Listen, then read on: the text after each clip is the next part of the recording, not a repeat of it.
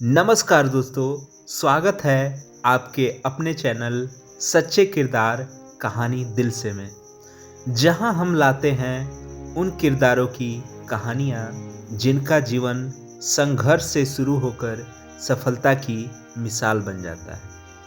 आज की कहानी भारत की राजनीति के सबसे दिलचस्प, सबसे संघर्षशील और सबसे मिट्टी से जुड़े नेता मुलायम सिंह यादव की। एक ऐसी कहानी जिसे समझने के लिए दिल की गर्मी और दिमाग की ठंडक दोनों चाहिए। चलिए शुरू करते हैं एक धूल भरी सड़क से, जहां एक बच्चा नंगे पांव एक दिन इतिहास लिखने निकल चलता है। कभी कभी नेता पैदा नहीं होते, उन्हें मिट्टी गढ़ती है। कभी कभी शक्ति विरासत में नहीं मिलती, उसे पसीने में ढूंढना पड़ता है।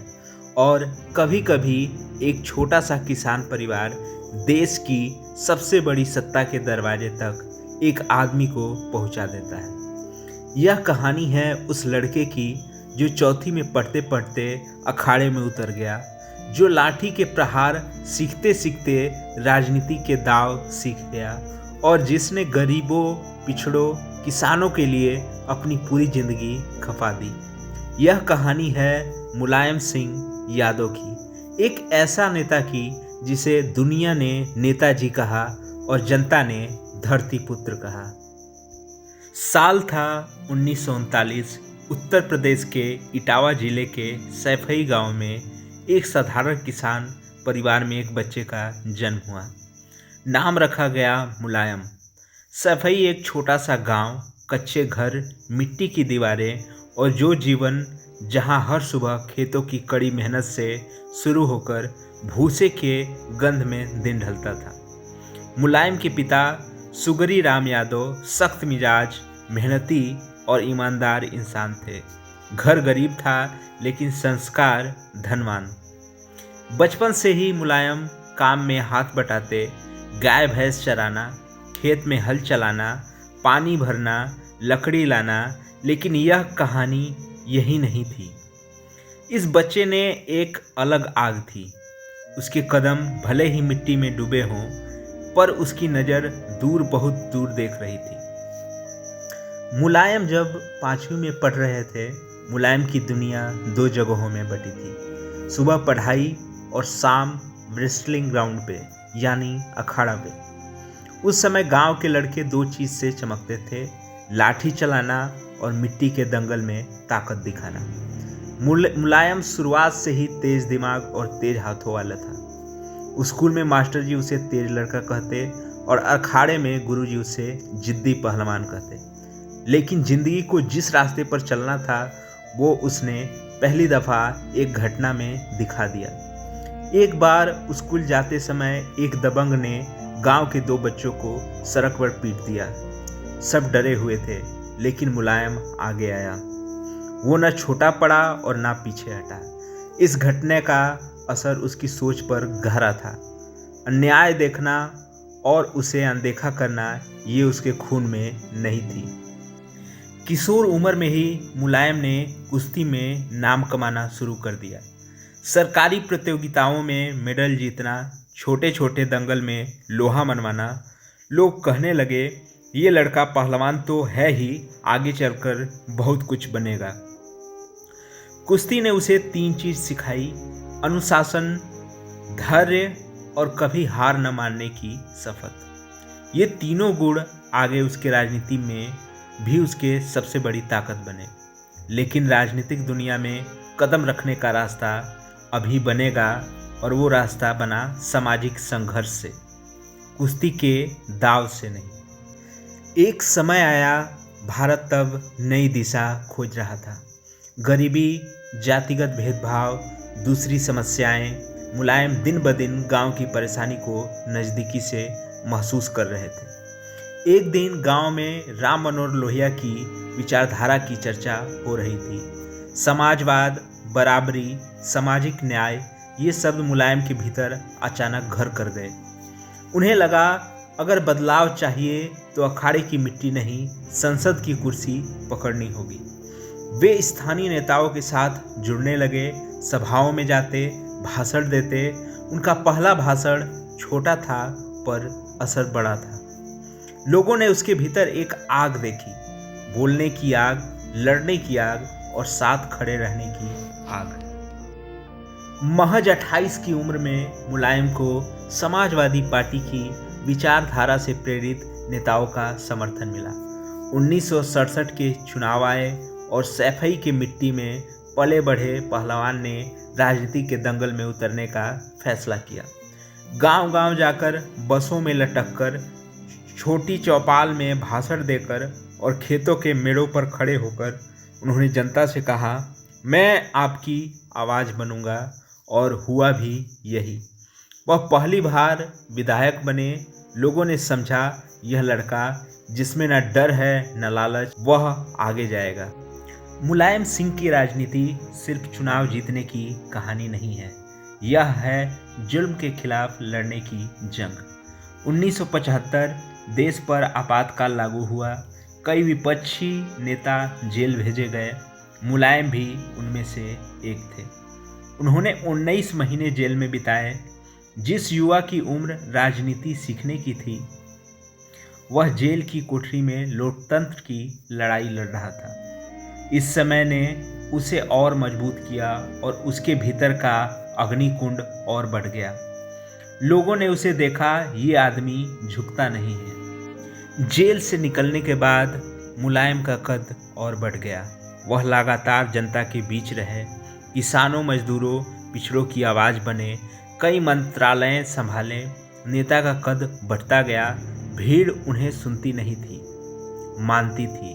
और फिर वह दिन आया 1989, जब मुलायम सिंह यादव पहली बार उत्तर प्रदेश के मुख्यमंत्री बने। सैफई का छोटा सा लड़का अब भारत के सबसे बड़े राज्य की सत्ता की कुर्सी पर था। पर यह सिर्फ सत्ता नहीं थी, यह संघर्ष की तपिश से निकली हुई कमाई थी।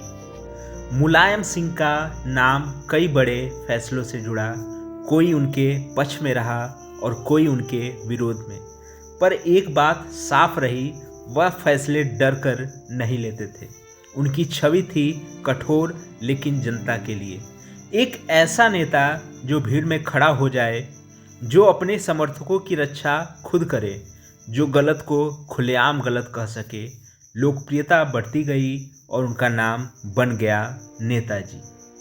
उनके कार्यकर्ता के लिए वह सिर्फ नेता नहीं, एक मार्गदर्शक थे। मुलायम ने विकास योजना शुरू की। शिक्षा, सड़कों, स्वास्थ्य, किसानों के लिए योजनाएं। उनका आम जनता से जुड़ाव ऐसा था कि लोग कहते, सीएम हो या ना हो, यह आदमी पहले जनता का आदमी है।